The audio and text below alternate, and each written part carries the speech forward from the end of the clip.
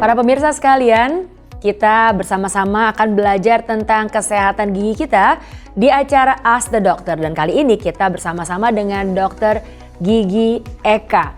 Dokter Eka bisa bantu jelaskan ke kita tentang menjaga kesehatan gigi. Karena ternyata selain dari tahu cara menyikat gigi yang benar, yaitu gerakan-gerakan dengan sikat giginya, penting sekali kita juga memakai benang gigi ya.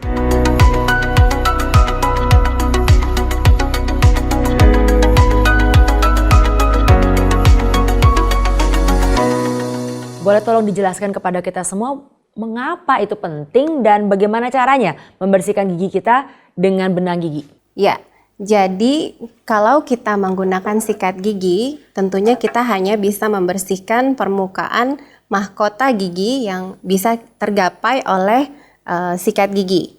Ya, tetapi justru yang paling penting jikalau sisa makanan tersebut terselip di antara dua gigi, maka sikat gigi saja tidak cukup untuk membersihkannya. Makanya kita perlu membutuhkan bantuan dari dental floss atau benang gigi. Kita tahu ada dua macam benang gigi, yang seperti ini ya, yang ada di pasaran, atau juga benang giginya itu yang dalam bentuk panjang seperti ini.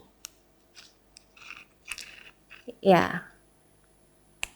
Yang paling penting untuk kita ketahui waktu kita ingin membersihkan sela-sela gigi adalah di bagian gusi kita ini ada bagian segitiga seperti ini. Nah, ini namanya interdental papil. Interdental papil adalah gusi yang menutup di antara dua gigi yang bersebelahan. Waktu kita menggunakan benang gigi, kita tidak boleh dengan kekuatan yang kencang sehingga interdental papil ini menjadi rusak. Karena bahaya. Kenapa bahayanya? Karena waktu bagian interdental papil ini menjadi turun, sisa makanan tentu akan lebih mudah untuk tersimpan di dalamnya. Jadi caranya kita boleh keluar masuk seperti ini di bagian di sela-sela gigi 3-4 kali. Kemudian kita seluncurkan, misalnya dari gigi belakang ya, kita seluncurkan ke bagian dalam membentuk huruf C. Kemudian gigi depannya kita luncurkan ke bagian depan membentuk huruf C juga. Jadi tidak boleh waktu kita masukkan dengan kekuatan kencang sampai interdental papil ini Nabrak rusak ke bawah begitu betul, ya. Betul. Makanya bisa ada yang berdarah-darah ya tiap kali dia flossing. Nah, kalau gusi berdarah itu ada penyakit yang lain lagi tuh. Oh begitu ya. Iya. Tapi kalau yang benar caranya mestinya nggak berdarah ya? Tidak berdarah. Jadi kalau misalnya gusinya itu baik dan kita lewatin benang gigi dengan cara yang tepat, tidak akan berdarah. Jadi kita penting yang belum pernah memakai benang gigi, yang belum pernah flossing, kita mesti belajar pakai benang gigi yang tepat ya, dan kita belajar dari Dokter Eka nih. Benar, jadi kalau di pasaran kita menemukan yang seperti ini, benang gigi yang panjang dan kemudian benang gigi yang seperti ini, adalah yang lebih baik disarankan adalah yang panjang seperti ini.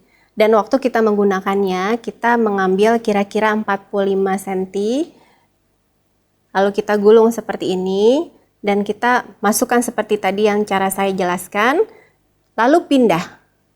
Jadi jangan pakai sisi benang yang sama terus, karena sudah kena kotoran makanan. Benar. Sedangkan kalau bahaya dari benang gigi yang seperti ini, kita pasti akan menggunakan tekanan yang lebih ekstra, langsung masuk ke dalam. Nah, itu kemungkinan interdental papil rusak lebih besar. Jadi pentingnya kita setelah sikat gigi ataupun misalkan ada orang-orang yang lebih prefer sebelum sikat gigi flossing dulu atau setelah sikat gigi flossing dulu, mana aja tidak apa-apa. Tapi misalnya kalau sebelum sikat gigi kita flossing dulu, keuntungannya adalah sisa-sisa makanan itu udah keluar lebih dulu. Dan waktu kita sikat gigi itu lebih mudah. Sedangkan waktu kita misalnya sikat gigi dulu baru flossing, pasta gigi yang mengandung fluoride itu bisa masuk sampai ke sela-sela gigi juga. Gitu. Nah, saya juga mau bagikan ini nih. Yang paling penting waktu kita sikat gigi, itu kita kumurnya jangan terlalu banyak. Maksudnya bagaimana? Karena udah jadi habit kita ya, habis sikat gigi terus udah odolnya banyak gitu kan. Terus kemudian berbusa banyak, terus kita pasti responnya pengen kumur banyak. Kumur bisa 3 kali gitu kan. Sedangkan zat-zat yang kita pengen ada di dalam gigi kita, yaitu misalnya fluoride, itu jadi terbuang. Oh, kita justru pengen ada sisa-sisa dari yang ada terkandung dalam odol masih ada dalam mulut kita. Betul. Oh begitu, kita kan Iya. biasa kan kita kumur supaya bersih total Iya, gitu. iya. Tuh boleh tolong dijelasin, jadi biasanya bagaimana secara rutinitas yang perlu Yang- kita tahu? Yang baik begitu kan ya. Jadi dengan cara sikat gigi yang benar, sikat giginya minimal 2 menit. Setelah itu kita ludahkan. Setelah kita sikat kan pasti kita ludah. Kumur 1 kali aja. Gitu. Jangan sampai berlebih lalu nanti pasta giginya Tapi kan kayak suka masih berasa kayak ada bekas-bekas odol nanti. betul. Itu Tapi gimana tuh jadinya? Ya 2 kali masih boleh? Atau justru nggak apa-apa masih ada sisa-sisa itu? tetap yang disarankan hanya 1 kali sih. Dan kalau misalnya lebih daripada itu kayaknya lebih karena kebiasaan juga ya.